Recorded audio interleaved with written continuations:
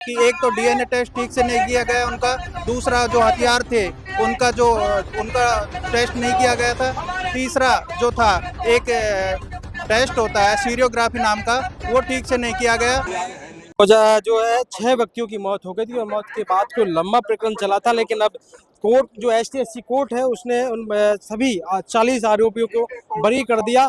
ऐसे में ये बड़ा जो मसला था जिसको लेकर बहुत ज़्यादा अलग अलग चर्चाएं थी और पूरे राजस्थान में इसकी बड़ी चर्चाएं हुई थी।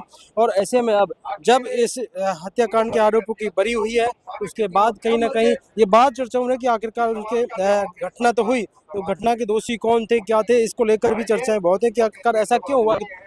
आप लोग यहाँ इकट्ठा हुए हो डांगावास हत्याकांड के आरोपों को लेकर के उनका, लेकिन कोर्ट ने जिस तरह से बरी किया, बड़ी चर्चाएं थी, 6 व्यक्तियों की मौत हो गई, उसके बाद कोई आरोपी तक नहीं। हाँ, ये बिल्कुल न्यायालय का जजमेंट बिल्कुल इसकी भर्त्सना करता हूँ मैं। और दोबारा इस केस को रीओपन किया जाए। हाई कोर्ट में दोबारा अपील करके और सभी से अपने समाज बंधुओं को आगे होके एक मुश्त होके हम इस फैसले का ये डांगावास प्रकरण में जो 6 आदमियों की हत्या हुई है वो न्याय संगत नहीं है और जो फैसला दिया है उससे हम संतुष्ट नहीं है। और इस मामले में तुरंत मतलब जांच की जाए, पुनर्जांच हो और जितने भी दोषी हैं उनको तुरंत सजा दी जाए। इसका कारण क्या रहा कि कोई दोषी तक नहीं निकला, कोर्ट में पैरवी नहीं हुई, क्या सरकार की कमी रही, क्या रहा? इसमें सरकार की भी कमी रही है और जांच एजेंसी की कमी रही है, पुलिस प्रशासन की कमी रही है और विशेष रूप से पुलिस प्रशासन ने इसमें गहनता से जांच नहीं करी, इसलिए ये लोग बरी हो गए। हत्या तो हुई है, सब लोग जानते हैं, पूरा देश जानता है। आखिर हत्या हुई तो कैसे हुई, कौन है वो हत्यारे? सरकार को इसमें पूर्ण जोर ताकत के साथ अपील करना चाहिए, कोर्ट में जाना चाहिए। हम न्याय चाहते हैं, हम 6 हत्यारों के अपराधियों को देखना चाहते हैं, कौन दोषी जो भी हो, जो भी दोषी हैं उनको सजा। देखिए यहाँ पर मैं आपको दिखाना चाहूंगा कि भारी संख्या में लोग आज यहाँ पहुंचे हैं, तमाम जो अलग अलग वर्ग के लोग यहाँ पर मौजूद हैं। तस्वीरों में आप देख सकते हैं कि किस तरह से यहाँ पर तमाम जो लोग पहुंचे हैं। आप लोग कहाँ से आए हो? मोलासर से। किस लिए आए हो आज? डांगावास को न्याय दिलाने वास्ते। तो इस तरह से कोर्ट ने फैसला दिया, घटना तो घटी, लेकिन घटना के बाद साबित हो गया कोई दोषी नहीं, तो घटना घटी तो किसने की, ये एक बड़ा सवाल है।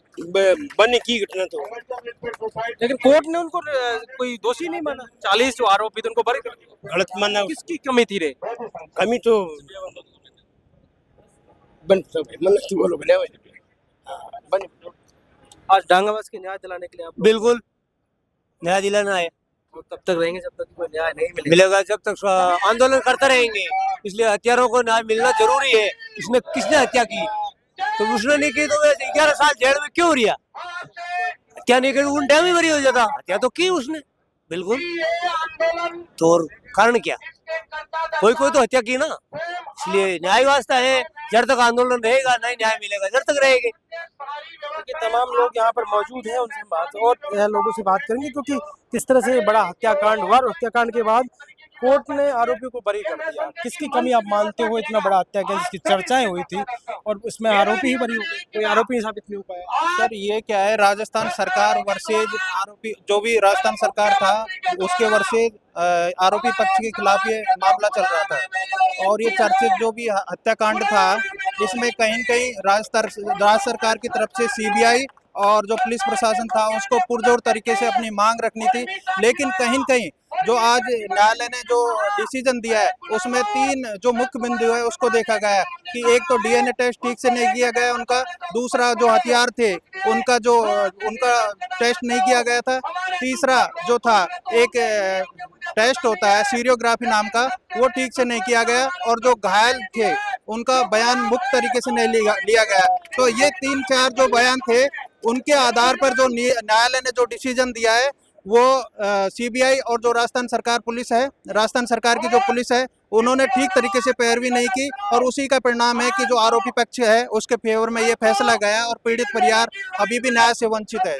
अब आपका आगे का रुख क्या रहेगा? क्या आपकी सरकार से मांग है? क्योंकि जब से घटना घटी तब बीजेपी सरकार थी, आज बीजेपी सरकार है। सर, अब आगे के लिए जो भी हमने ये सोच विचार करके जो भी आगे डिसीजन लिया जाएगा और कहीं न कहीं जो राज्य सरकार है उससे भी हम मांग करते हैं, न्यायपालिका में हमें विश्वास है और राज्य सरकार पुनः उससे अपील करते हैं कि हमारा सीबीआई के माध्यम से और जो भी पुलिस प्रशासन के आधार पर गवाहों को ठीक तरीके से पेश किया जाए और हमारी जो प्रमुख मांगे हैं उनको ठीक से उठाया जाए। और अदरवाइज जैसे सरकार नहीं उठाएगी तो हम भी हमारी तरफ से जैसे अलग तरीके से कानूनी जो सलाह मशवरा करके जिस प्रकार की लीगल हेल्प करके आगे की जो कोशिश होंगी तमाम, वो पूरी सहायता लेके या फिर राय लेके आगे इसको कानूनी रूप से प्रमुख रूप से मुद्दा उठाया जाएगा। तो जब तक न्याय नहीं मिलेगा आप लोग यही डटे रहोगे? बिल्कुल यहाँ पे डटे रहेंगे और पुरजोर तरीके से जब तक हमको न्याय नहीं मिलेगा तो इस मुद्दे को समाज में जैसे गांव स्तर पे और यहाँ पे जो राजधानी है उसके स्तर पर यहाँ पे भी पुरजोर तरीके से अपनी मांग को उठाया जाएगा। देखिए, तमाम लोगों का कहना है कि सरकार अगर पैरवी करती, ढंग से पैरवी करती तो आज उनको न्याय मिल जाता और सीबीआई तक की जांच हुई। फिर भी अगर इस तरह की चीजें सामने निकल के आए, जो एक हत्याकांड हुआ, 6 लोगों की मौत हो गई, 40 आरोपी बनाए गए, कोर्ट में केस चला, लेकिन आखिरकार बरी कर दिया गया उन तमाम आरोपियों को। इससे लगता है कि कोर्ट ने माना कि जो है घटना तो हुई है, तो घटना हुई है तो फिर किसने किसी ने तो की होगी। लेकिन सबसे बड़ा सवाल यही है कि आखिरकार क्या पैरवी की कमी रही, क्या कमी रही जिसकी वजह से इस हत्याकांड के आरोपी बरी हो गए। और ऐसे में सवाल बड़ा है कि आखिरकार वो कौन थे जिन्होंने इस हत्याकांड को अंजाम दिया था। अब देखना ही होगा कि सरकार क्या पैरवी करके इनकी बात मानती है। तमाम लोग ये भारी संख्या में आज यहाँ पहुंचे हैं। पॉलिटिकल पंचायत के लिए राकेश के साथ 10